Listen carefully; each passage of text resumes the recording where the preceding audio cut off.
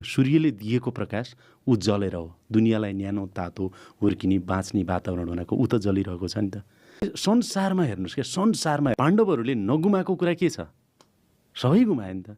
तर राम राज्य भन्छन् नि, सबै गुमाएर राम राज्य बनेको। नेल्सन मण्डेला हेर्नुहोस् न, पछिल्लो समय नेल्सन मण्डेला 27 वर्ष जेल बसेको मान्छे, मर्ने बेलासम्म उसको चाहिँ छोरा नाति कसको पाला के इस्यु आयो नि त, गुमाएर नेल्सन मण्डेला बनेको।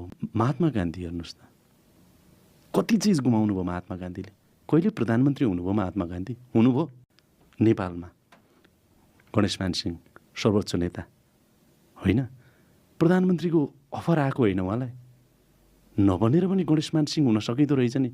किशुनजी बालवाडबाट निस्किँदा त्यो किस्सा हामीलाई थाहा छैन, सुराइन्छ नि डब्बालेर होइन। भनेपछि मैले के भनेको भने तपाईँलाई नेता स्टेटमेन्टसिप, जब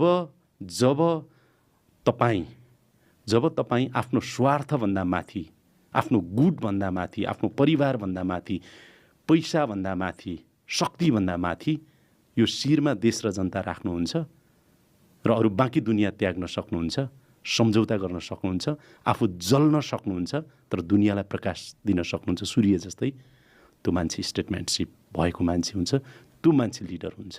त्यसले नेतृत्व गर्यो भने दुनियाँ श्रद्धाले शिर झुकाएर उसको नेतृत्व स्वीकार्न तयार छन्।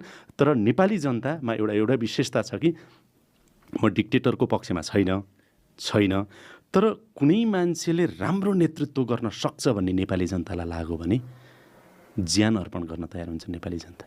त्यो देखियो नेपाली जनतामा परिवर्तनको यस्तो उत्कट चाहना छ, अभिलाषा छ, तृष्णा छ, तिर्खा छ।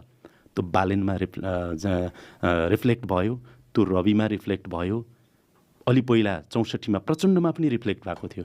प्रचण्डमा पनि त्यो सबभन्दा ठुलो पार्टी थियो, तर पटक नेपाली जनताले धोका पाछन्। र म अब यसरी यो कुरालाई टुङ्ग्याउँछु कि स्टेटम्यानसिपमा त्याग बहुत हुन्छ, समर्पण बहुत हुन्छ, दूरदर्शिता बहुत हुन्छ।